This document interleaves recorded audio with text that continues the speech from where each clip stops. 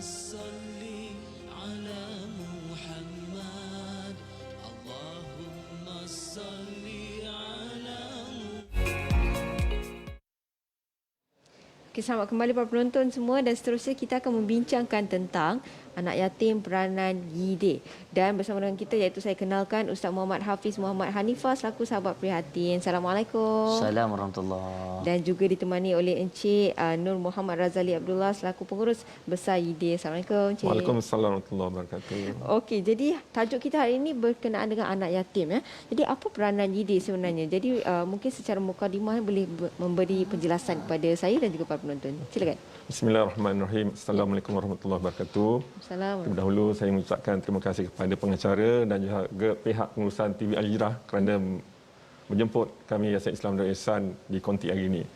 Untuk makluman sidang penonton semua, Yayasan Islam Darul Ihsan atau nama singkatannya YIDE, YIDE, okey. merupakan anak syarikat Majlis Agama Islam Selangor yang dinaungi oleh Duli Yang Maha Mulia Sultan Selangor.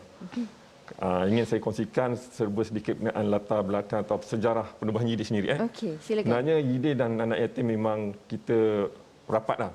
Okey. Contohnya untuk makluman semua, YIDE, penubuhan YIDE pun bermula dengan kejadian menyayat hati pada 10 tahun lalu. Dengan tarikh tepatnya 21 Mei 2011 di mana terdapat kejadian tanah runtuh di rumah anak yatim At-Taqwa di Batu 14 Hulu Langat yang mengorbankan sebanyak 16 orang anak yatim.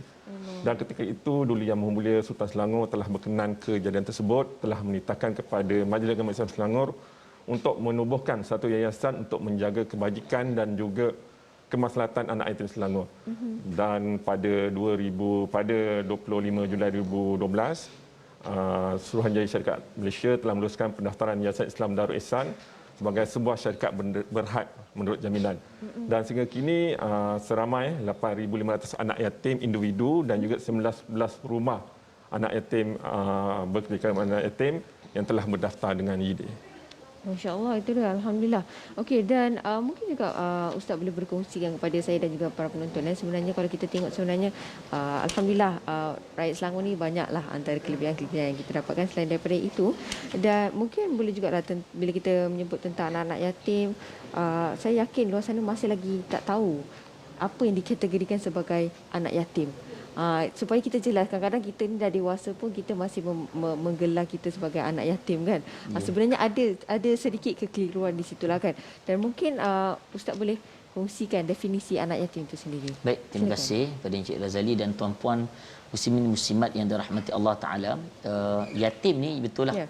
Kalau kita tengok ada kadang-kadang makcik jumpa kita, Ustaz saya pun anak yatim juga kata. Tapi umur dah 30, dia kata dah 50. Okay. Jadi siapa sebenarnya anak yatim ni? Sebenarnya kalau kita tengok dalam kamus Dewan Bahasa Pustaka, anak yatim ni adalah kematian salah seorang, ayah atau ibu. Itu saja habis. Jadi kalau yatim piatu tu makna kedua-dua sekali. Kita boleh tengok sekarang ni COVID-19 ramai. Anak murid saya sendiri 3 orang anak yatim piatu. Sekarang ni. Jadi memang lepas COVID ni banyaklah kadang-kadang orang terlupa pandang kepada menyantuni anak-anak yatim sebab COVID ni. Dia orang selalu tak perasan. Betul. Jadi YIDE datang hari ini untuk memperjelaskan. Dan kemudian Al-Jurjani dalam kitab dia mengatakan bahawa yatim ini tepatnya kepada mereka yang kematian ayah.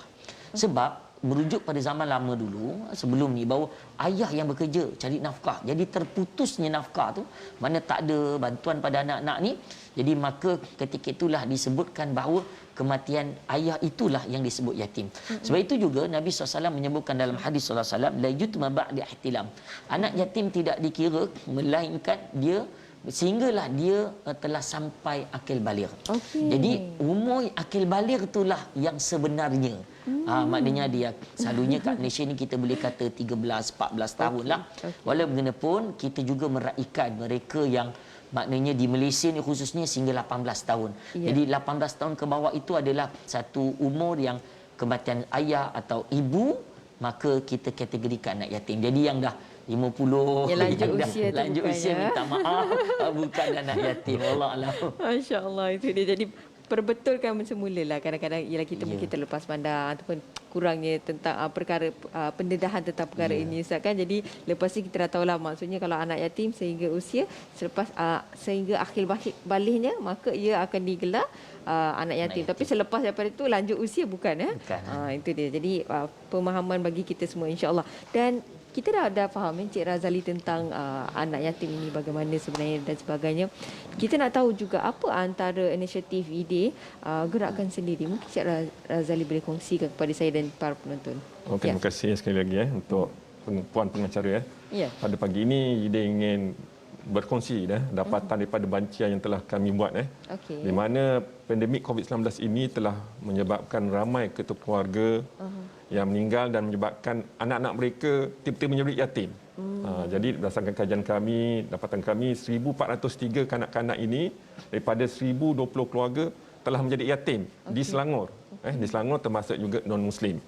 Daripada angka tersebut 317 adalah kematian ibu, 26 kematian penjaga, 765 kematian bapa dan 29 yatim piatu.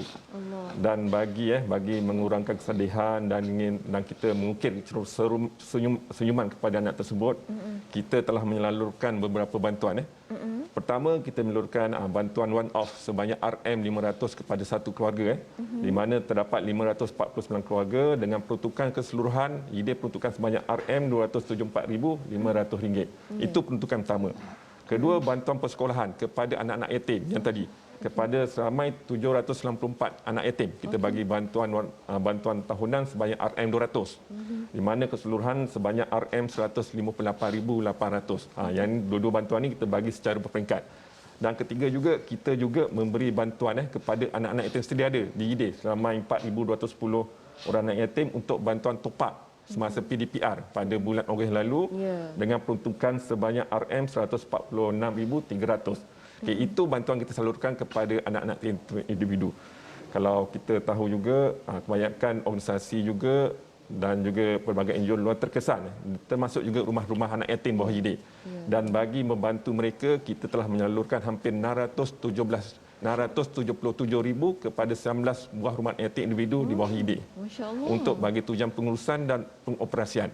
Dan kedua juga kita telah menyalurkan hampir RM38,135 bagi membiayai utiliti api air rumah kebajikan tersebut. Itu mana-mana itulah yang kita bantu untuk dari segi anak yatim individu dan juga rumah kebajikan di bawah IDE. Masya Allah, kalau kita tengok Tuan Razali beruntungnya Ustaz kan. Anak-anak yatim yang berada di Selangor banyak sangat bantuan yang diberikan, dihulurkan alhamdulillah. Dan ini merupakan satu ganjaran yang cukup besar lah kan. Di mana mungkin Ustaz boleh kongsikan bila kita cakap tentang ganjaran cukup besar daripada Allah SWT, kita yang memberi ni yang ingin orang kata mengambil tahu tentang anak-anak yatim dan memberikan sumbangan sebagainya pun ganjarannya pasti cukup besar Ustaz kan. Baik, bismillah. Ramai yang salah faham. Sebenarnya anak yatim ni tidak termasuk dalam asnaf zakat. Jadi lembaga zakat Selangor tidak memperuntukkan untuk anak-anak yatim. Sebab itu kita ada YIDE. Sebab itu kita memerlukan bantuan orang ramai untuk sama-sama support. So dia berbeza lah. Ya, berbeza. Sebenarnya dalam 8 asnaf tak ada anak yatim. Nabi SAW sebut dalam hadis, ana wakafilul yatim wa hakaza. Aku dan penjaga anak yatim seperti ini. Nabi menunjukkan jari telunjuk dan jari tengahnya rapat.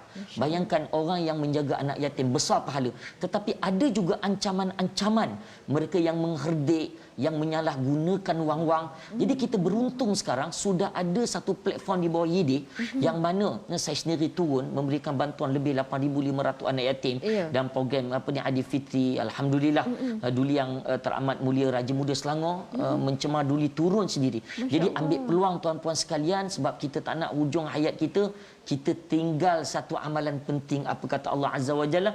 Qala rabbi laula akhartani ila ajalin qarib. Ya Allah, nak meninggal ni kita akan cakap ni, ya Allah, lambatkanlah matiku ya Allah. Aku nak buat satu lagi perkara akhir. Bukan kita nak pergi haji, nak pergi Mekah, nak baca Quran, tak. Satu akhir. Apa dia?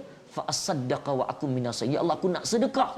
Ambil peluang COVID-19 ni banyak mengakibatkan ramai anak-anak jadi yatim piatu, maka YIDE adalah satu badan yang cukup diiktiraf di Selangor dan kita selalu beri kepada anak yatim macam tu je. Tapi kita tak tahu adakah mereka ni sebenarnya orang yang memerlukan.